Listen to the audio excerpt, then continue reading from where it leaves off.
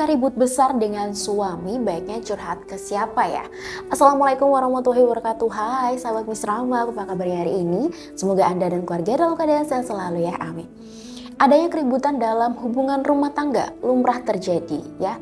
Merupakan hal yang wajar juga kalau kita mau curhat soal apa yang kita alami, termasuk ketika berantem sama suami. Tapi kadang pasti Anda suka bingung kan, mendingan curhat ke siapa ya Miss? Kalau mau curhat ke teman sih boleh-boleh aja, tapi usahakan teman yang sejenis ya, jangan yang lawan jenis. Soalnya bukan tidak mungkin perselingkuhan bermula dari rasa nyaman ketika curhat dengan teman lawan jenisnya. Kemudian saya sarankan curhatlah ke teman yang punya pengalaman yang serupa. Dalam artian ketika kita menceritakan permasalahan dalam rumah tangga bisa lebih nyaman jika dengan teman yang juga sudah berumah tangga, karena mereka sudah merasakan hal yang sama. Yang gak kalah penting, curhatlah pada teman yang bisa dipercaya. Jadi kepada siapa sih kita bisa curhat ketika memang kita sedang ribut besar dengan suami?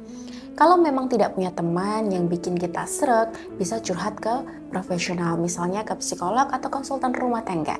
Lalu bagaimana kalau curhat ke orang tua?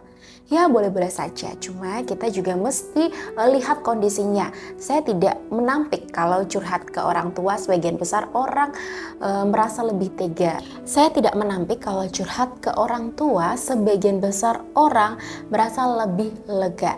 Tapi kita perlu membaca situasi ya. Misalnya gini, kita lagi ribut sama suami dan kebetulan kita tahu nih orang tua kita tidak terlalu sreg sama suami kita. Bukan tidak mungkin ketika kita menceritakan masalah yang dialami sama suami, orang tua kita justru memberikan input yang kurang tepat. Atau misalnya dalam kasus perselingkuhan, nah suami selingkuh tapi sebagai istri kita masih ingin mempertahankan rumah tangga kita. Tapi kita tahu kalau kita cerita ke keluarga tidak akan diizinkan untuk balik lagi. Nah kalau gitu jangan, karena kita yang paling tahu. Kalau menurut kita justru cerita dengan anggota keluarga termasuk orang tua justru memperkeruh keadaan, ya baiknya jangan. Beda ketika orang tua menurut kita cukup terbuka, maka tidak menjadi masalah kalau mau curhat ke mereka. Bahkan kalau masalah dalam rumah tangga yang dialami cukup sulit dan berat, nggak ada salahnya juga ya kita mencari dukungan dari support group yang ada. Itu bisa membuat perasaan jadi lebih tenang karena kita tahu kita tidak sendirian. Kalau menurut Anda pas lagi ribut sama suami mendingan curhat ke siapa sih?